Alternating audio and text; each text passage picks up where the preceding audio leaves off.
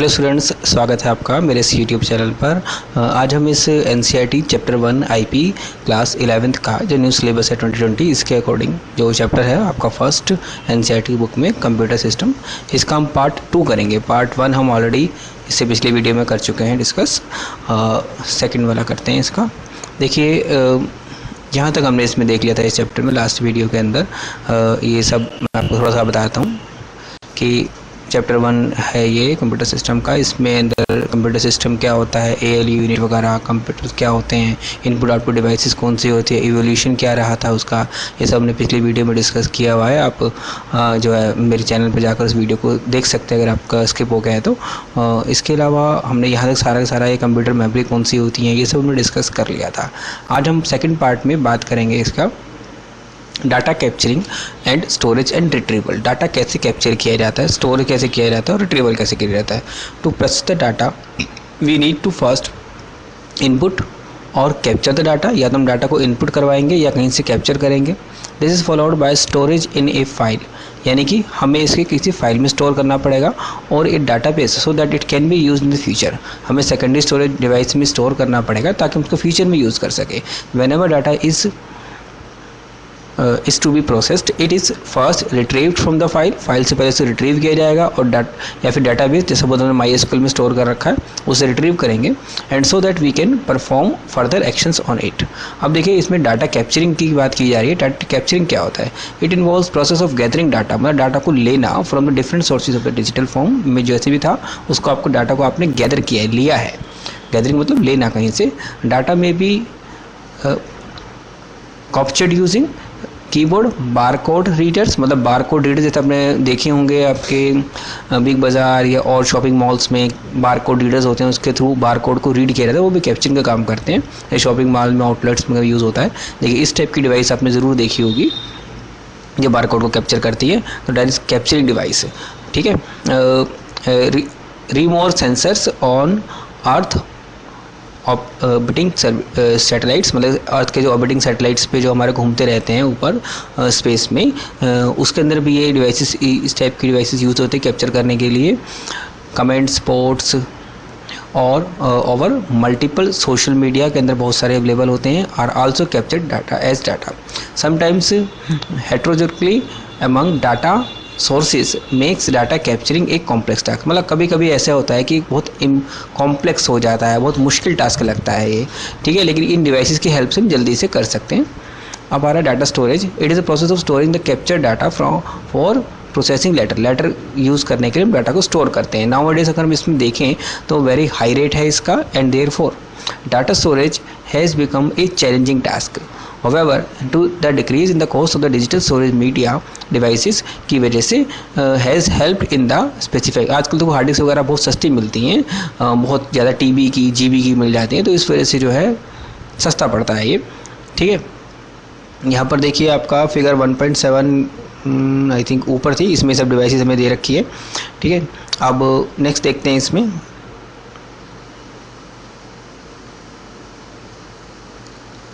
Data keeps on increasing with time. Data देखो जैसे आपने अपने कंप्यूटर में आज 4 फाइलें स्टोर कर रखी है, कल को 4 फाइलें और करोगे तो डाटा हमेशा बढ़ता ही जाता है time by time. Hence the storage devices also requires to upgrade periodically। मतलब कि अगर आपके सिस्टम में कोई हार्ड डिस्क है उसको आपको बार बार अपग्रेड करना पड़ेगा कुछ 10 साल बाद, 15 साल बाद, ताकि वो और फर्दर डाटा को स्टोर कर सके। इन लार्ज ऑर्गेनाइजेशन, बड़े बड़े ऑर्गेनाइजेशन में क्या होता है कि कंप्यूटर्स बहुत बड़े होते हैं और फास्ट होते हैं, जिसकी वजह से data servers are deployed to store vast amount of data. बहुत बड़ा अमाउंट का डाटा वो रख सकते हैं। सच डेडिकेटेड कंप्यूटर्स का मतलब होता है ऐसे कंप्यूटर्स जो आपके एक पर्टिकुलर काम के लिए डेडिकेटेड है कि हाँ यही वो काम करेंगे। इसमें कौन सा काम हो रहा है? डाटा को स्टोर करने का। Helps in data processing data efficiency. Data को इफिशिएंटली वो मैनेज कर सकते हैं, प्रोसेस कर सकते हैं। हाउएवर द कॉस्ट, बहुत हार्डवेयर और सॉफ्टवेयर की, of setting up the data server as well as its maintenance is high. Maintenance तो हाई हो ही जाएगी, specially for the small organisation and startups के लिए। मतलब कोई जो बिल्कुल अभी स्टार्ट कर रहा है काम अपना, उसके लिए भी ये चीज़ दिक्कत हो जाएगी उसको मेंटेन करना। सर्वर्स को इतना ईजी नहीं है, मेंटेनेंस बहुत महंगी पड़ती है उसकी।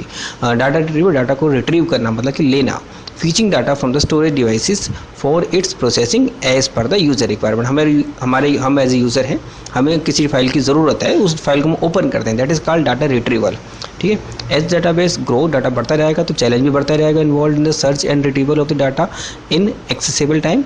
ठीक है। एक्सेप्टेबल टाइम मतलब ऐसा टाइम, जैसे आपने अभी कहा मुझे ये वाली फाइल ओपन करनी है, तो आप कितनी देर वेट कर लो, कुछ सेकंड तक।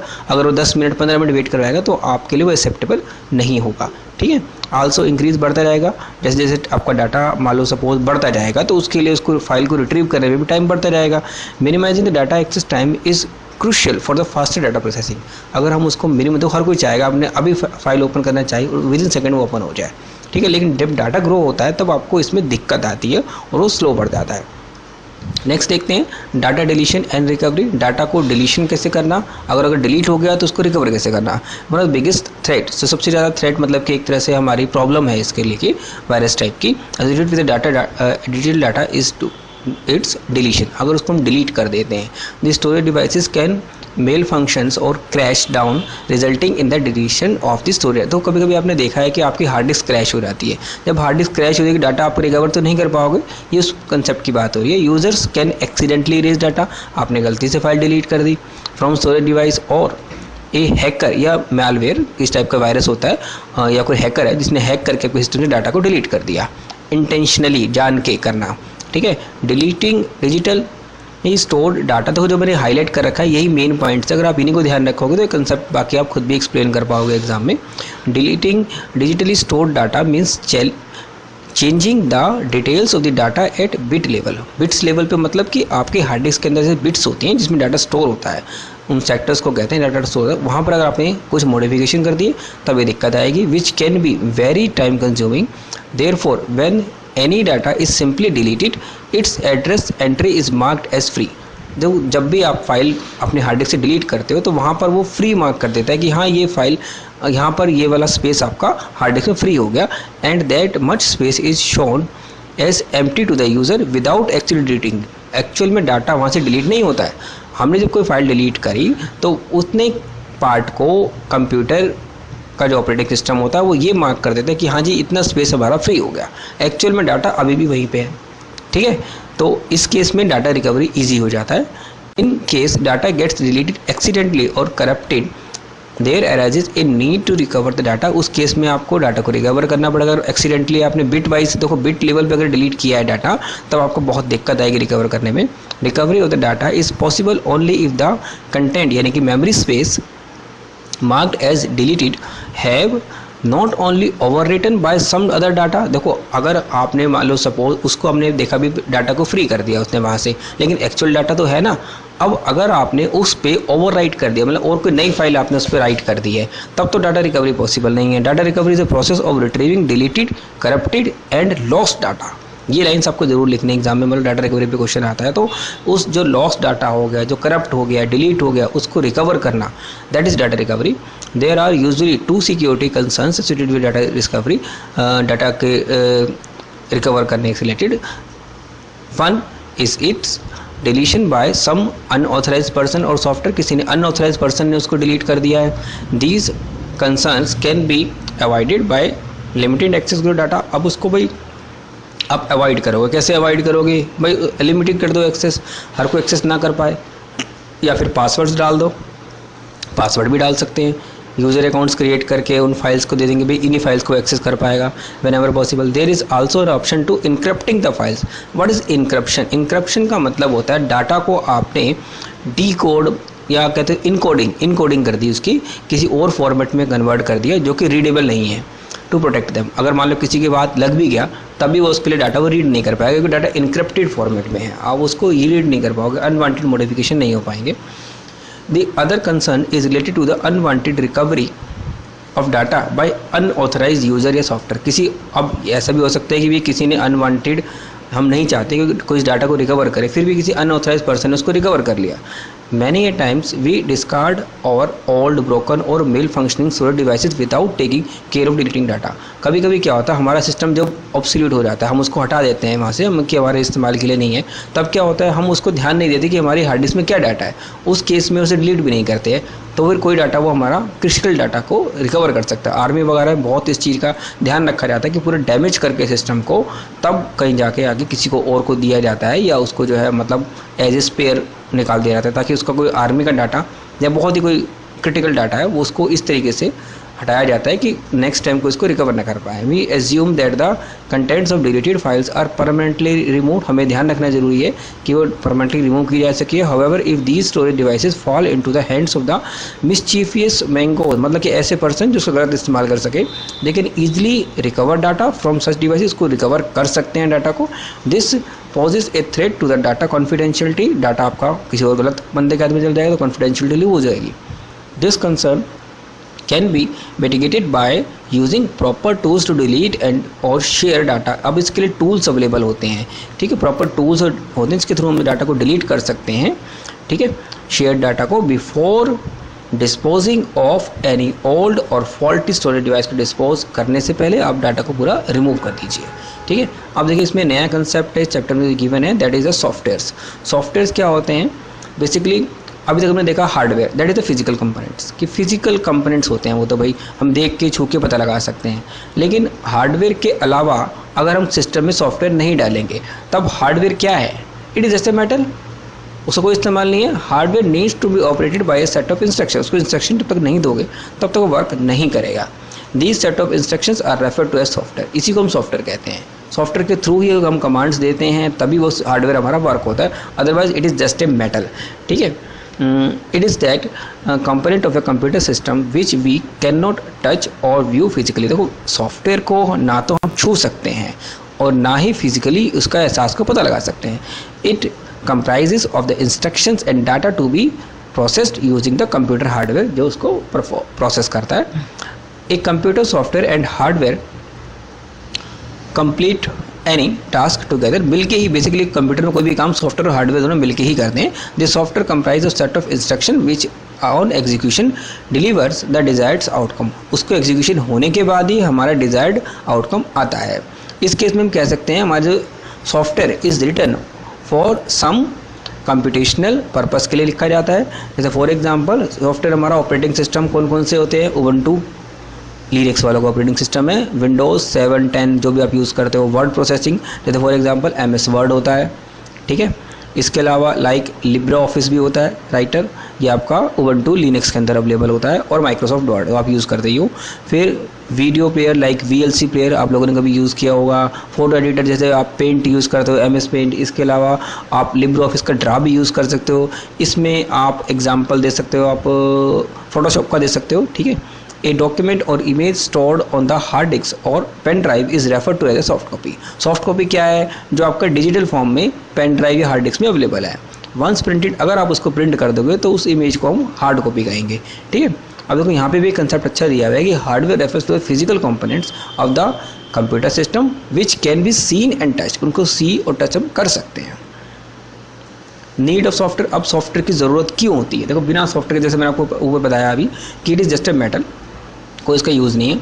The sole purpose of the software is to make computer hardware useful, इसका काम यही है कि कंप्यूटर के हार्डवेयर को यूज़फुल लेके आना, ठीक है, यूज़फुल और ऑपरेशनल करना। अगर सॉफ्टवेयर नहीं होगा तो वो उस हार्डवेयर का भी कोई इस्तेमाल आप नहीं कर पाओगे, ठीक है। A software knows how to make different hardware components of the computer work and communicate with each other as well as with the end user, के साथ आप उसको कम्युनिकेट करवा सकते हो। We cannot talk to the instruct the hardware और the computer directly, हम उसको नहीं कह सकते हैं, सॉफ्टवेयर के थ्रू ही वो मैनेज होता है, इंस्ट्रक्शंस लेता है। Hence software acts as an interface between the human user and the hardware. देखो ये कंसेप्ट आपको ध्यान रखना है, बिल्कुल इस टाइप से अगर लाइन्स एग्जाम में आप यूज़ करते हो तो अच्छे मार्क्स मिलते हैं, और इसीलिए मैंने हाईलाइट बार वगैरह का ये पार्ट ज़्यादा इंपॉर्टेंट है कि अगर आप लिखते हो कि इंटरफेस, एक ऐसा इंटरफेस है जो ह्यूमंस यानी कि हम लोगों के बीच में, यूज़र जो हैं और हार्डवेयर, उन दोनों के बीच में एक इंटरफेस है जो हार्डवेयर को वर्किंग में लाता है। Depending on the mode of instructions interactions with the hardware the functions to be performed, interaction जो भी हमें करने हैं उसके बेस में हार्डवेयर फंक्शन परफॉर्म करता है। Software can be broadly classified इस 3 कैटेगरी में हम रख सकते हैं। देखो सॉफ्टवेयर को, एक तो होता है system software, programming software, programming tools जो होते हैं, और एप्लीकेशन सॉफ्टवेयर। इन तीनों के बारे में हम देखेंगे नीचे। सबसे पहले बात आती है सिस्टम सॉफ्टवेयर। काफ़ी इंपॉर्टेंट कंसेप्ट है सिस्टम सॉफ्टवेयर का। बेसिकली क्या है, ये एक functioning basic functionality of to operate a computer by interacting directly with its consistent hardware in terms of system software. देखो उसकी डेफिनेशन आप ये वाली लिख सकते हो, a system software knows how to operate and use different hardware components of the computer. मतलब सबके सब हार्डवेयर कंपोनेंट्स को कैसे वर्क करना है, किस तरीके से चलाना है, उसके लिए सिस्टम सॉफ्टवेयर होता है। सिस्टम को कैसे मेंटेन करता है वो सिस्टम सॉफ्टवेयर देखता है उसको। It provide services directly to the end user और टू सम अदर सॉफ्टवेयर को भी सर्विस प्रोवाइड कर सकता है। For example system software include operating system, जिसके बारे में देखेंगे अभी हम। जैसे ऑपरेटिंग सिस्टम विंडोज़ हो गया, ठीक है, सिस्टम यूटिलिटीज़ और डिवाइस ड्राइवर, तीनों के बारे में डिटेल में देखते नीचे हैं। कि जैसे हमारे नाम से पता चल रहा है कि ऑपरेटिंग सिस्टम क्या है, is a system software that operates the computer. वो कंप्यूटर को ऑपरेट करता है, फंक्शनिंग करता है उसकी proper. An operating system is the most basic system software without which other software can not work. उसके बिना कोई और दूसरा सॉफ्टवेयर काम कर ही नहीं सकता। आप सोच के देखो, अपने सिस्टम पहले आप विंडोज़ डालोगे, विंडोज़ डालने के बाद बाकी सब चीज़ें चलेगी ना, तभी तो आप इंस्टॉल कर पाओगे बाकी सब चीज़ें। मतलब एक तरह से प्लेटफॉर्म देता है, एक ऐसा प्लेटफॉर्म देता है जिसके ऊपर आप दूसरे सॉफ्टवेयर रन कर सकते हो। The operating system manage other application programs and provides access and security। Security भी ये प्रोवाइड करता है to the users of the system. अलग अलग यूजर्स क्रिएट करके आप सिक्योरिटी प्रोवाइड करते हो। Some of the popular operating system जैसे कि विंडोज़ हो गया, आपका लिनक्स हो गया, मैकिन्टोश लिख सकते हो आप, और उबंटू लिख सकते हो, ठीक है। बाकी एंड्रॉयड और iOS, फेडोरा आपने शायद सुना हो, तो ये भी है इसमें। नेक्स्ट है systems of utilities. System utilities basically maintenance के काम आते हैं, ठीक है। सिस्टम की कॉन्फ़िगरेशन को चेंज करने के काम आते हैं, ठीक है। Of the computer system is called the system utility. मतलब एक्स्ट्रा सॉफ्टवेयर है जो मेंटेनेंस से काम आते हैं। Some system utilities are shipped with the operating system. Operating system के अंदर खुद ही इंस्टॉल होती है कुछ तो। फॉर एग्जाम्पल जैसे कि डिस्क डिक्रीमेंटर टूल होता है, आपके विंडोज़ में इंस्टॉल होता है एसेसरीज़ में। फॉर्मेटिंग यूटिलिटी होती है, इसके थ्रू आप सिस्टम को फॉर्मेट कर सकते हो। सिस्टम रिस्टोर यूटिलिटी होती है, जिसके सिस्टम आप सिस्टम को रिस्टोर कर सकते हो। इसके अलावा बहुत सारी ऐसी भी होती हैं जो आपके ऑपरेटिंग सिस्टम के साथ नहीं दी जाती, आपको नहीं शिप की जाती विद द ऑपरेटिंग सिस्टम, लेकिन फिर भी वो अच्छी होती है इंप्रूव करने के लिए। जैसे फॉर एग्जांपल आप एंटीवायरस सॉफ्टवेयर सिस्टम में अवेलेबल नहीं होता, आजकल तो खैर बिट डिफेंडर आ गया है, लेकिन बहुत सारे ऑपरेटिंग सिस्टम में नहीं होता है, तो उसको अलग से डालना पड़ता है। डिस्क क्लीनर आप डालते हो। फिर आपका डिस्क कंप्रेशन टूल होता है जो आपके डिस्क को कंप्रेस कर सकता है, जैसे विनजिप वगैरह होता है जो फाइल्स को छोटा कर देता है कंप्रेस करके। अब नेक्स्ट एक पॉइंट है आपका device drivers. Device drivers basically क्या करते हैं, एज द नेम सिग्निफिकेंस, इस पर्पस क्या होता है इनका, to ensure the proper functioning of the particular device. जैसे सपोज आपने सिस्टम पे प्रिंटर लगाया, तो प्रिंटर के आपको ड्राइवर जब तक आप नहीं डालोगे तब तक वो प्रिंटर वर्किंग में नहीं आएगा। तो बेसिकली डिवाइस ड्राइवर का काम यही होता है कि आपकी डिवाइसेस को जो आपने एक्स्ट्रा सिस्टम से इंस्टॉल करी है, लगाई है, उनको वर्किंग करना।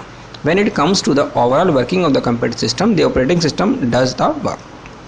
ओवरऑल ऑपरेटिंग सिस्टम खुद इंस्टॉल कर देता है, बट एवरीडे न्यू डिवाइसेस आती रहती हैं। जैसे आप पेन ड्राइव लगाओगे तो वो अपने आप सिस्टम में चलनी शुरू हो जाएगी, क्योंकि वो पता है ऑपरेटिंग सिस्टम कैसे चलानी है। लेकिन बहुत सारे नई devices day by day invent होती रहती है, आती रहती है। अगर आप उनको लगाओगे, कंप्यूटर पे ऐड करोगे, it is not possible for the operating system alone to manage all the extend and new peripherals. मतलब और डिवाइसेस को ऑपरेटिंग सिस्टम के लिए कैपेबल नहीं है सब चीज़ों को मेंटेन करना। इसके लिए आपको डिवाइस ड्राइवर्स अलग से डालने पड़ते हैं, ठीक है। The responsibility for overall control operations and management for the particular device, एक पर्टिकुलर डिवाइस जो आपने सिस्टम पर लगाई है at the hardware level is delegated to the device driver. Basically device driver के थ्रू ही वो काम करती है। The device driver acts like an interface की तरह काम करता है, ठीक है। That the operating system it provides required services by hiding the details of the operations performed at the hardware level of the device. मतलब वो बेसिकली एक ऐसा इंटरफेस है जो ऑपरेटिंग सिस्टम के साथ मिलकर काम करता है, उसको रिक्वायरमेंट प्रोवाइड करता है कि इस सिस्टम को के अंदर आपको ये वाली डिवाइस कैसे एग्जीक्यूट करनी है, इसलिए डिवाइस ड्राइवर डाला जाता है, ठीक है। Of the operations performed at the hardware level device, ठीक है। Just like a language translator, a device driver acts as a mediator की तरह वो काम करता है between the operating system and the attach device. जो आपने डिवाइस अटैच करी है और ऑपरेटिंग सिस्टम है, उनके बीच मीडिएटर की तरह काम करता है, जो उस डिवाइस को कैसे इस्तेमाल करना है ऑपरेटिंग सिस्टम को बताता है, ठीक है। यहाँ पर देखिए जैसे ये बताया हुआ अच्छा डायग्राम है कि यूज़र इंटरफेस, आपका यूज़र रहता है, उसका यूज़र इंटरफेस रहता है जिसके थ्रू वो एग्जीक्यूट करवाता है कुछ भी चीज़ें। अंदर सिस्टम में एप्लीकेशन सॉफ्टवेयर और प्रोग्रामिंग टूल्स होते हैं जिसके अंदर सिस्टम यूटिलिटी, ऑपरेटिंग सिस्टम और डिवाइस ड्राइवर्स रहते हैं। इन सब के थ्रू ही हार्डवेयर को मेंटेन किया जाता है। मतलब इतना सब पार्ट होता है जो हार्डवेयर से ऊपर रहता है, ठीक है। इसके सब होने के बाद ही इस फ्लो से आप जाओगे तभी आप हार्डवेयर को एग्जीक्यूट करा पाओगे, ठीक है। तो ये सब होना ज़रूरी है, ऑपरेटिंग सिस्टम का होना ज़रूरी है, अगर कोई डिवाइस लगाए तो उसका ड्राइवर होना ज़रूरी है, तभी आप एग्जीक्यूट करा पाओगे। नेक्स्ट देखते हैं एप्लीकेशन सॉफ्टवेयर्स। एप्लीकेशन सॉफ्टवेयर देखो वो होते हैं जो हम अपने लिए डालते हैं सिस्टम में, जो हमें यूज़ होता है। सिस्टम की अपनी ज़रूरत नहीं है लेकिन हमें अपने लिए डालना है, ठीक है। The system softwares provide the core functionality of the computer system, लेकिन डिफरेंट यूज़र्स की अपनी अपनी नीड होती है। कोई कुछ चाहता है सिस्टम से, कोई मान लो फोटोशॉप डालना चाहता है, कोई एडिटिंग का काम करना चाहता है, कोई डाटाबेस मेंटेन करना चाहता है, कोई उसमें सिर्फ इंटरनेट देखना चाहता है। तो these are the application softwares जिसको हम अलग से सिस्टम पर डालते हैं। The computer system for different purposes depending upon their requirement, अपनी अपनी रिक्वायरमेंट सबकी अलग अलग होती है। Hence a new category of software बनाया गया जो कि डिफरेंट रिक्वायरमेंट यूज़र के एंड यूज़र की पूरी करता है, ठीक है। इसमें categories of the application software are general purpose और कस्टमाइज एप्लीकेशन सॉफ्टवेयर भी होते हैं, ठीक है। देखिए यहाँ पे एक छोटा सा पॉइंट अच्छा बताया गया है कि एक computer system can work without application software, के बिना काम कर सकता है, कोई दिक्कत नहीं है। आपने ऑपरेटिंग सिस्टम में विंडोज डाल के छोड़ दी, वर्क फिर भी करेगा वो, but it can not work without the system software. System software डालना ज़रूरी है, ऑपरेटिंग सिस्टम के डाले बिना वो काम नहीं करेगा कुछ भी, ठीक है। जनरल पर्पज सॉफ्टवेयर में क्या है, देखिए application software developed for the generic applications to cater to a bigger audience in general we called general purpose software, हम इसमें यूज़ करते हैं। सच रेडीमेड सॉफ्टवेयर, बेसिकली ये रेडीमेड सॉफ्टवेयर होते हैं। ऐसे सॉफ्टवेयर के कोई भी इस्तेमाल कर सकता है, खरीदा और इस्तेमाल करना शुरू कर दिया, इसलिए इनको रेडीमेड कहते हैं। ये वर्ड्स आपको ध्यान रखने बहुत ज़रूरी है। Can be used by the end user as per their requirement. For example spreadsheet tool, जैसे कि आपने MS एक्सेल डाल दिया, ठीक है। लाइब्रेरी ऑफिस का कैल्सी के नाम से भी आता है, फ्रीली अवेलेबल है ये, ठीक है। Can be use by any computer user to do calculations और to create a account sheet. Adobe Photoshop आपको अलग से डालना पड़ता है अगर आपको वर्क करना है। जिमपिक सॉफ्टवेयर आता है एडिटिंग का, इमेजेस की एडिटिंग करने के लिए। इसके अलावा मोजिला वेब ब्राउज़र आपके सिस्टम में इंस्टॉल नहीं होता है, आपको अलग से डालना पड़ता है अगर नीड है तो। iTunes ये भी होता है एप्पल का। इसके अलावा fall in the category of the general purpose software, इसी जनरल पर्पस सॉफ्टवेयर की कैटेगरी में आते हैं। मतलब ऐसे सॉफ्टवेयर जो आपको अलग से according to your need, according to your requirement डालने पड़ते हैं। ये रेडीमेड सॉफ्टवेयर होते हैं जो बने बनाए अवेलेबल होते हैं, आपको कुछ नहीं बनाना, खरीदा और सिस्टम में इंस्टॉल कर दिया। नेक्स्ट देखते हैं customise software. Basically it is a tailor made. Tailor made जैसे अपने जाते हैं, हम अपनी शर्ट बनवानी है, अपना साइज़ देंगे, ठीक है, तो उसके अकॉर्डिंग टेलर डिज़ाइन करेगा। तो these are the customise software application software that are developed to meet the requirement of a specific organisation और इंडिविजुअल, जो एक स्पेसिफिक ऑर्गेनाइजेशन, एक इंडिविजुअल की ज़रूरत पूरी करता है। They are better suited to the needs of the individuals और an organization considering that they are designed as per the special requirement. मतलब एक स्पेशल रिक्वायरमेंट, आपकी जो रिक्वायरमेंट है वो अलग होगी, आपके फ्रेंड की रिक्वायरमेंट अलग होगी, सबकी रिक्वायरमेंट्स के अकॉर्डिंग, स्पेशल रिक्वायरमेंट्स के अकॉर्डिंग कस्टमाइज सॉफ्टवेयर बनाए जाते हैं। Some examples of user defined softwares include, जैसे कि वेबसाइट सब अपने अपने बनवाते हैं। स्कूल मैनेजमेंट सिस्टम आपके स्कूल का अलग होगा, किसी दूसरे स्कूल का अलग मैनेजमेंट सिस्टम होगा। अकाउंटिंग सॉफ्टवेयर भी लोग अपने अपने डिज़ाइन करवाते हैं। It is similar to buying a piece of cloth with specific colour और fabric and get it stitch bye, जैसे ऊपर बताया हुआ टेलर मेड, तो आप टेलर के पास ले गए कपड़ा खरीद के और अपने अकॉर्डिंग आपने उसको सिलवा लिया, तो वो हो गया आपका कस्टमाइज। और अगर रेडीमेड जाके शर्ट खरीद ली, that is general purpose software. Next देखते हैं प्रोप्राइटरी और free and the operating open source software. Proprietary वो होता है जो कि पेड होता है, फ्री तो है ही फ्री अवेलेबल, और ओपन सोर्स जिसे कोई भी इस्तेमाल कर सकता है, ओपनली अवेलेबल है। Developers of some software allows public to freely use, ऐसे सॉफ्टवेयर भी होते हैं जो फ्रीली अवेलेबल होते हैं, फ्रीली इस्तेमाल करने के लिए, आप कोई भी उसे इस्तेमाल कर सकता है। विद देयर सोर्स कोड भी इसको प्रोवाइड करता है कि आप उसको इंस्टॉल करो, आप यूज़ करो, आपको मॉडिफिकेशन करना है मॉडिफिकेशन करो, with an aim to improve further with each other help, हर एक दूसरों की हेल्प के साथ आप उसको एडिट करो, यूज़ करो और उन्हें बताओ कि हाँ ये सॉफ्टवेयर इस तरीके से भी यूज़ किया जा सकता है। सब software is known as the free and open source software, जिसे शॉर्ट फॉर्म में FOSS कहा जाता है। इसके ऊपर आपकी शॉर्ट फॉर्म आपसे पूछी जा सकती है एग्जाम में। इसका डिटेल बस आपको इतने ध्यान रखना है कि फ्रीली अवेलेबल है और उसका सोर्स कोड भी आपके पास अवेलेबल है। For example source code of the operating system Ubuntu, एक लिनक्स ऑपरेटिंग सिस्टम का है ये कैटेगरी। उबंटू का अवेलेबल है, freely accessible for everyone with the requirement knowledge to improve, कि आपको अपनी नॉलेज लगा के उसको इम्प्रूव करना है और नई नई फंक्शनैलिटी उसमें डालनी है, ठीक है। इसके अलावा और है आपके पाइथन, जो आपके सिलेबस में भी है, पाइथन लैंग्वेज, उसको भी आप सोर्स कोड के साथ अवेलेबल है। फिर लाइब्रेरी ऑफिस भी अवेलेबल है, ओपन ऑफिस भी, मोजिला फायरफॉक्स तक अवेलेबल है इस कैटेगरी में। फिर some softwares are freely available for use but source code में नॉट भी अवेलेबल। ऐसे भी होते हैं कि फ्रीली अवेलेबल तो है लेकिन सोर्स कोड अवेलेबल नहीं है, तो फ्री सॉफ्टवेयर माने जाएंगे। Such software is called the freeware. Examples में आप देख सकते हो स्काइपी, जो आप वीडियो चैटिंग वगैरह के लिए यूज़ करते हो, एडोब रीडर, जो आप PDFs को रीड करने के लिए यूज़ करते हो। When softwares to be used has to be purchase from the vendor, अगर ऐसे सॉफ्टवेयर भी हैं, देखो जो प्रोप्राइटरी सॉफ्टवेयर्स हैं, सबसे पहले कैटेगरी इसमें यही बताई गई थी। प्रोप्राइटरी सॉफ्टवेयर्स वो होते हैं जो आप purchase from the vendor, vendor से जाके खरीदते हो पैसे दे के, ठीक है। Who has the copyright of the software then it is a proprietary software. Examples में आप देखो इसके, माइक्रोसॉफ्ट विंडोज़ आपको खरीद के लानी पड़ेगी इन सिस्टम में डालने के लिए। टैली भी पेड सॉफ्टवेयर है। क्विक हील एंटीवायरस बहुत कॉमन है, इंडिया में चलता है। A software can be freeware और ओपन सोर्स और proprietary software depending upon the terms and conditions of the person और ग्रुप, मतलब उसकी टर्म्स, उसकी जिसने बनाया उसकी अपनी मर्जी है कि वो फ्रीली अवेलेबल कराए या ओपन सोर्स में दे या प्रोप्राइटरी सॉफ्टवेयर बनाया उसको, ठीक है। तो वो अपने पर्सन टू पर्सन डिपेंड करती है जिसने उसको क्रिएट किया है। Who was developed and release that software, ठीक है। तो ये आपका मेन चैप्टर है जिसके अंदर ये आपका सारा बताया गया है। अगर आपको वीडियो पसंद आता है तो लाइक ज़रूर कीजिए, ज़्यादा से ज़्यादा इसको सब्सक्राइब कीजिए, फ्रेंड्स के साथ शेयर कीजिए, और बाकी नेक्स्ट चैप्टर्स मैं आपको जल्दी इस पे चैनल पे मैं पोस्ट करूँगा। Thank you friends.